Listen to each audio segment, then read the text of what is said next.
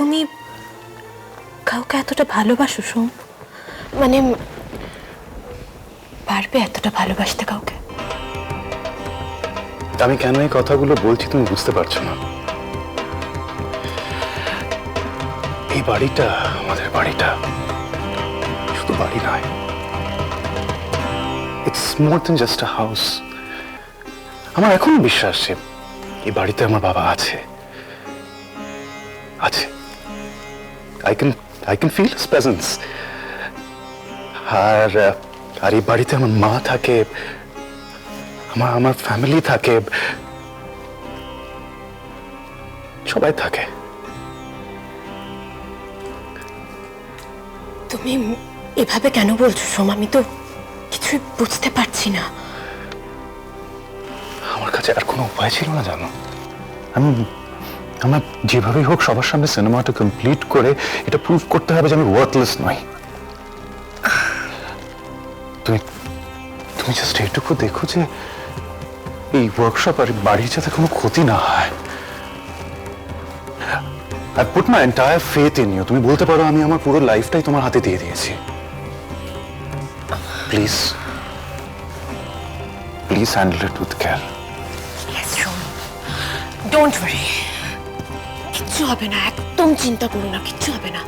আর এইগুলো দেখলে ব্যাংক টাকা দেবেই, তারপর নয় সময় বুঝে আমরা শোধ করে দেবো।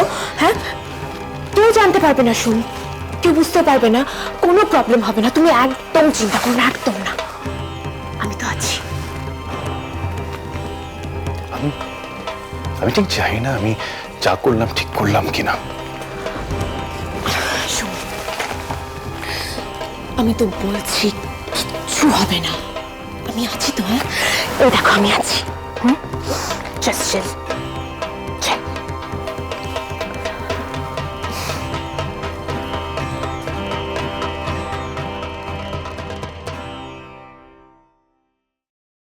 তুমি আমার কোনো কথা শোনো না।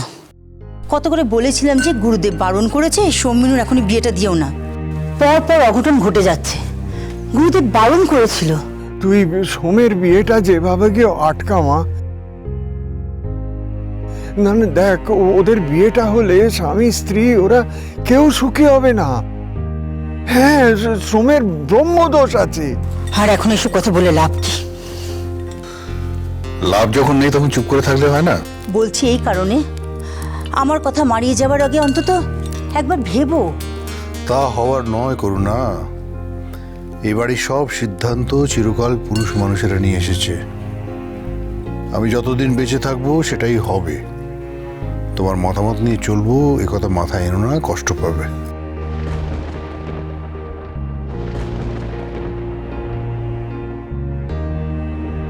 দাদা, এই নাও তোমার ব্ল্যাক কফি।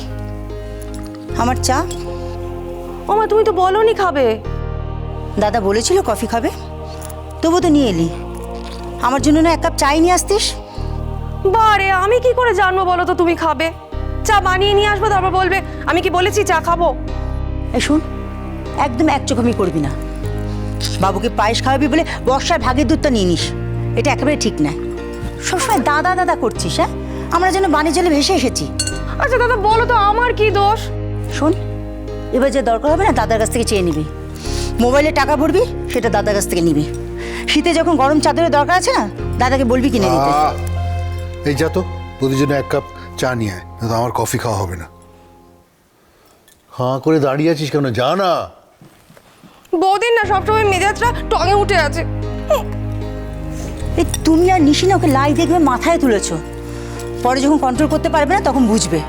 আচ্ছা, তোর রাগটা কোন জায়গায়? আমার দরকারে সবসময় খবর রাখে, না তোমার কথা কম শোনে, কোনটা? আচ্ছা বাবা, মা তো ঠিকই বলছেন। আজকের দিনে কি আর ছেলে মেয়ের মধ্যে ফারাক করলে চলে বলুন তো? এই যে কৃষ্ণা, ও কিন্তু বাড়ির ছেলেদের দিকে নজর রাখতেই বেশি পছন্দ করে, মেয়েদের দিকে খেয়ালই করে না। এটা কিন্তু ঠিক নয় বাবা। আমি রাখি।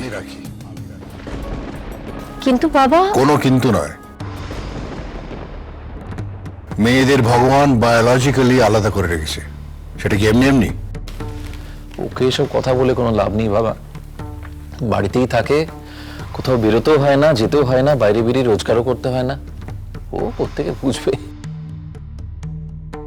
কেন কেন বেরোবো না? কেন বাইরে? তুমি বলো না, কাল থেকেই বলো আমি বাইরে বেরোবো।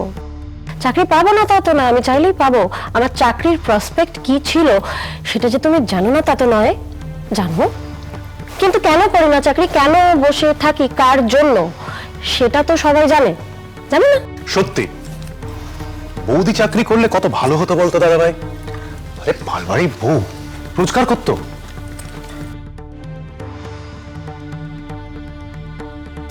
পালবাড়ির বউ তো রোজগার করছে, তাই না শোন?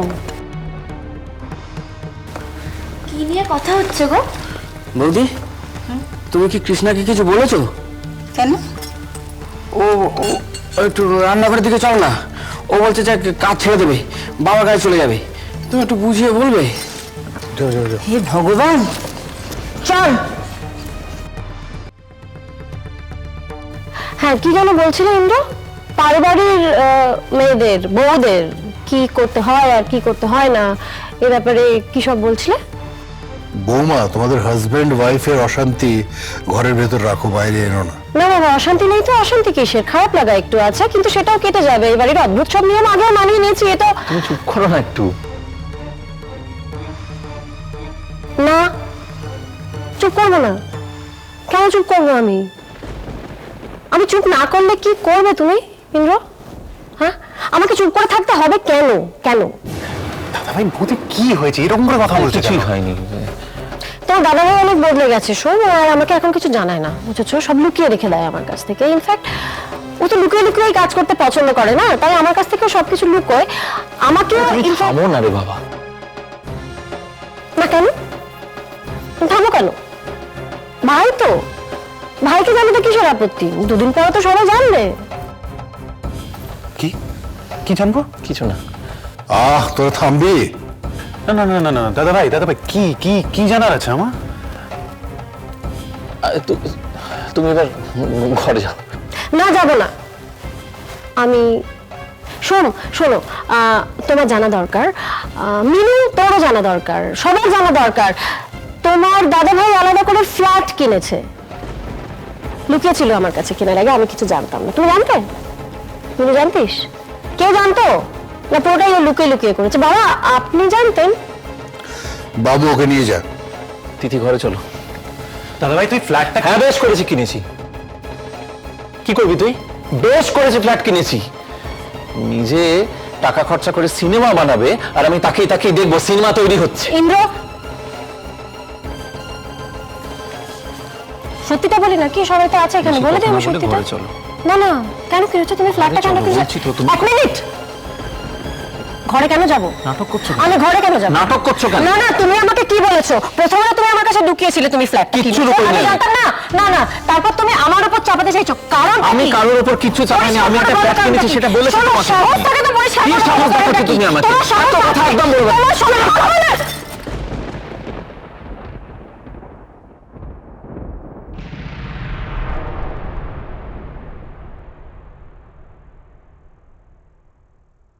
অনেক আর না।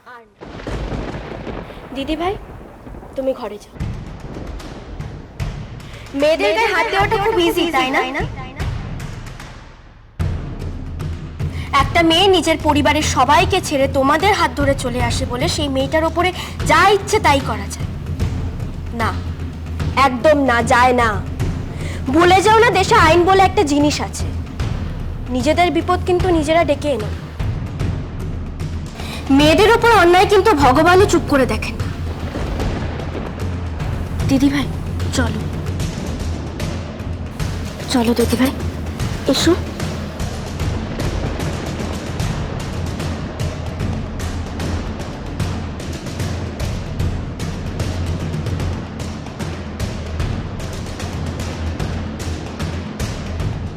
মেনু আইনের কথা বলছে। স্ট্রেঞ্জ। আজ না তো